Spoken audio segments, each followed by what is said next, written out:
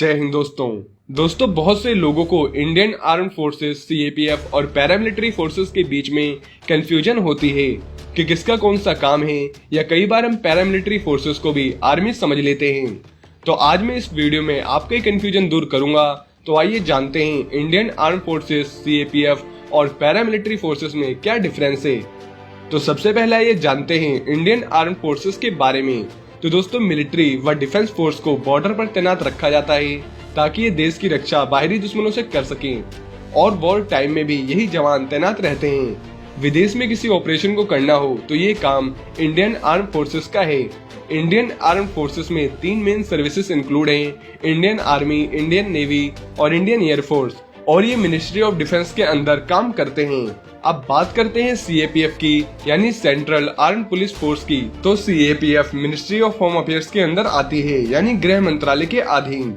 वैसे दोस्तों इनका मेन काम देश के अंदर की सुरक्षा को देखना होता है, लेकिन जरूरत पड़ने पर ये इंडियन आर्मी के जवानों के साथ वॉर टाइम में भी तैनात कर दिए जाते हैं।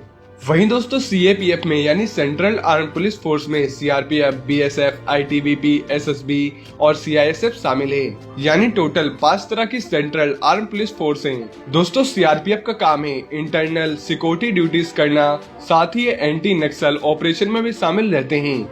जैसे इनकी स्पेशल यूनिट कोबरा कमांडो नक्सलियों से लड़ती है, और बीएसएफ का काम है इंडो पाकिस्तान और इंडो बांग्लादेश के बॉर्डर की शांति के समय सुरक्षा करना। वहीं एसएसबी यानी सशस्त्र सीमा बल ये इंडो भूटान और इंडो नेपाल बॉर्डर पर रहते हैं, और आईटीबीपी यानी Indo Tibetan border police Indo China border की सुरक्षा करते हैं, और रेस्क्यू के काम भी ये करते रहते हैं। और सीआईएसएफ यानी सेंट्रल इंडस्ट्रियल सिक्योरिटी फोर्स का काम public place, metro, government complex जैसे जगहों की सुरक्षा करना है। यानी हर सीएपीएफ फोर्स का अपना अलग अलग काम है। वहीं दोस्तों अगर बात करें पैरामिलिट्री फोर्स की, तो दोस्तों पैरामिलिट्री फोर्स वो है जिसमें मिलिट्री ऑफिसर उस फोर्स को मैनेज करते हो, पर वो force ministry of home affairs के अंदर आती हो, और इनके अंदर Assam rifle, Indian coast guard NSG और स्पेशल फ्रंटियर फोर्स यानी एसएफएफ आती है। असम राइफल भारतीय सेना के साथ मिलकर पूर्वोत्तर में कानून व्यवस्था के रखरखाव के अलावा भारत में म्यांमार सीमा की रक्षा भी करता है।